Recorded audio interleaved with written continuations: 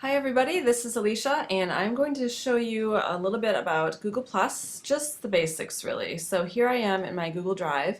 You can get to Google+ from any of your Google products, Google Mail, Calendar, Drive, just by clicking the plus your name. If you haven't ever done that before, you might need to do a couple of clicks to approve your enabling of Google Drive, but that is all you need to do and then you're all set up.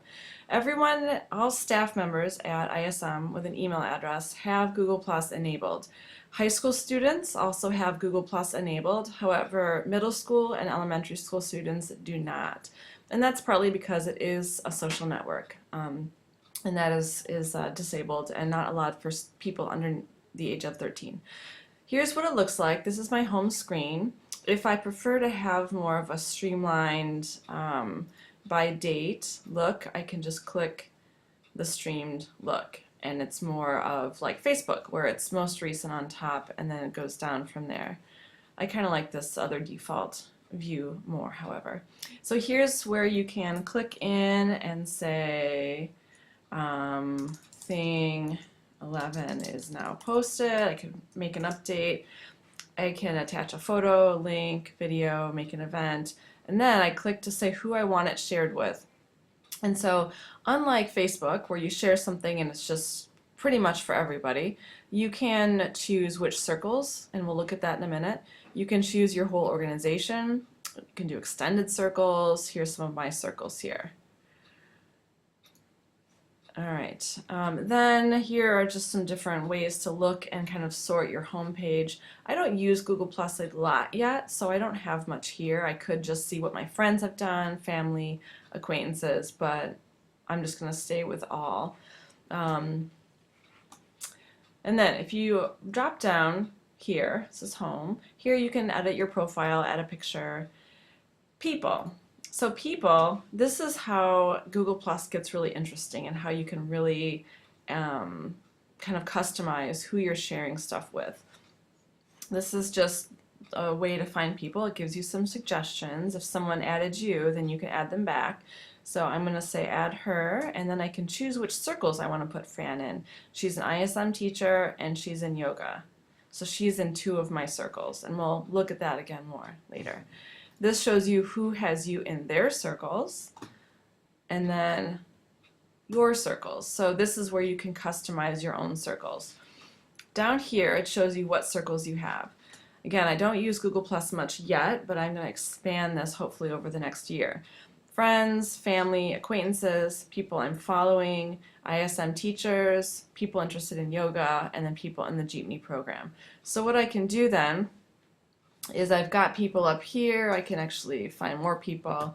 I can drag them down. So let's say Monica Atkinson, she's an ISM teacher, so I drag her down, I put her in a circle. Kelly Arndt, put her in the circle. Peachy, I've got Peter Curry is an ISM teacher. Peter's also done some yoga, so I'll throw him in there. Peter's also doing the Jeepney. I could throw him in there. He might already be in there.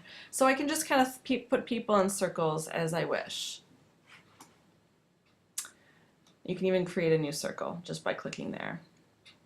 Photos, if you click there, Google Plus has a pretty nice way to upload and keep your photos in the cloud. I haven't really used it yet, so I won't show you that now.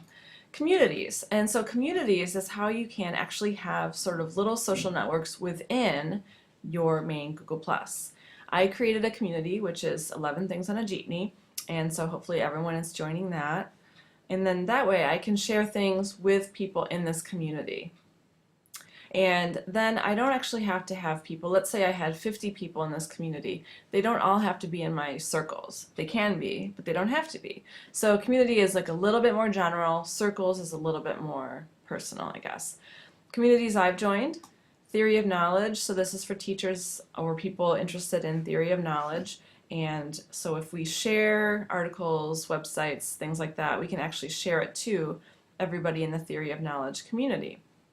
Brandon Hoover has created a Google Plus community for his digital photo class. So for high school teachers out there, this is a really cool way to interact with your students and to kind of extend your classroom beyond the 4 walls.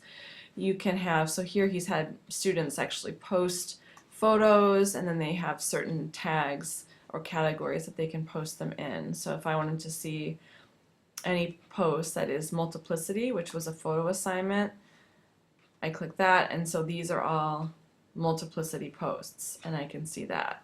And then I can make comments, great use of color in this one. I can share it by clicking +1, so that means people that follow me or that are in my circles, they can see this that I've just done.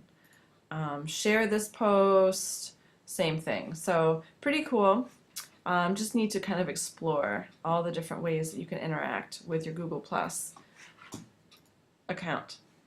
Events, Hangouts, that's kind of something that is really cool to explore. It's like Skype, but even better, because you can have lots of different effects. You can share videos. You can just do a lot more. It's a lot more of a richer experience than just kind of Skype. You can also, for free, have group conversations. You can have multiple people talking from different parts of the world all at once. Then you can also do live hangouts. And so live hangouts, it's called Hangouts on Air. That's where it actually can stream to YouTube. So you can give people a link to your YouTube streamed hangout, and they can actually watch real time via YouTube, watch your hangout. You can let people join your hangout. You can have multiple people talking. So here's a hangout with a bunch of different people in it. And then it also records it. And so at the end of the hangout, it is streamed and is actually uploaded to YouTube. And that way you can share your hangout.